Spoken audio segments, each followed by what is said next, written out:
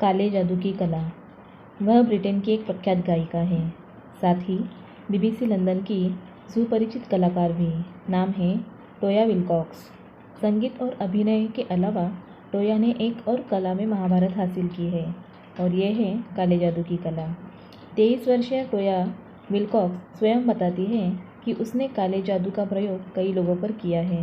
यही नहीं, वह एक ताबूत में भी कई रातें बिता चुकी है, बिल्कुल नग्न। अपनी किशोरावस्था की एक घटना याद करके टोया आज भी रोमांचित हो उठती है। स्वयं उसके शब्दों में, तब मैं 14 वर्ष की थी। मेरी बड़ी बहन एक कैंसर वार्ड में काम करती थी। एक दिन वहाँ एक वृद्धा की मृत्यु से वह अत्यंत विचलित सी हो गई। उसी रात जब मेरी बहन सो रही थी, तब वह मृत वृद्धा धन्यवाद देने के लिए आई। तब मेरी बहन कांपने लगी थी।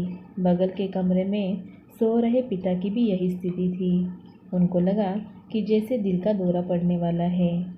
उसी दौरान मेरे कमरे में लगे चित्र हवा में उड़ने लगे थे। मेरे साथ इस तरह की छोटी छोटी दुर्घटनाएं अक्सर घटने लगी।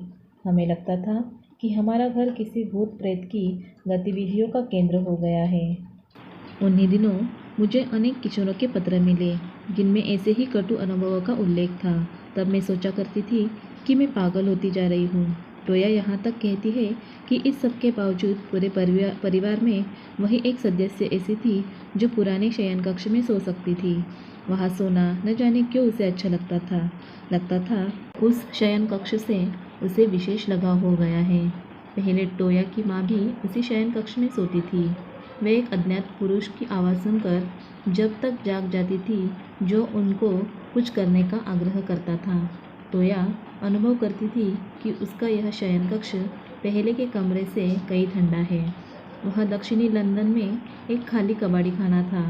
उस शयन कक्ष में उसका पलंग एक ताबूत हुआ करता था जिसमें वह सोती थी। इससे पूर्व वह ठंडी ज़मीन पर एक कंबल बिछाकर सोया करती थी। फिर फ्रांस के 2 कलाकारों से उसने फाइबर ग्लास का यह ताबूत प्राप्त कर लिया जो ज़मीन पर सोने की बजाय कहीं गर्म था। उन्हीं दिनों टोया के कुछ कागजात और डायरिया चोरी हो गई। उसी कबाड़ी खाने के नीचे 2 अन्य लोग काम किया करते थे जो टोया को देखकर हंसा करते थे। टोया उनको लेकर बुरा सोचती और घृणा करती थी। इसका नतीजा 3 सप्ताह के पश्चात उस समय सामने आया जब गुप्तचर विभाग के एक अफसर ने कबाड़ी खाने का दरवाज़ा खटखटाया। उसने उन दोनों व्यक्तियों को बाहर बुलाया और तत्काल गिरफ्तार करवा दिया। शीघ्र ही इन लोगों से टोया की खोई हुई सामग्री भी बरामद हुई।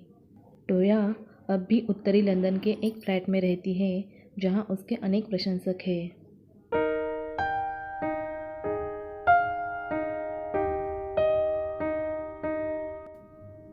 बैकग्राउंड में बारिश की आवाज़ आ रही है, उसे इग्नोर कीजिए।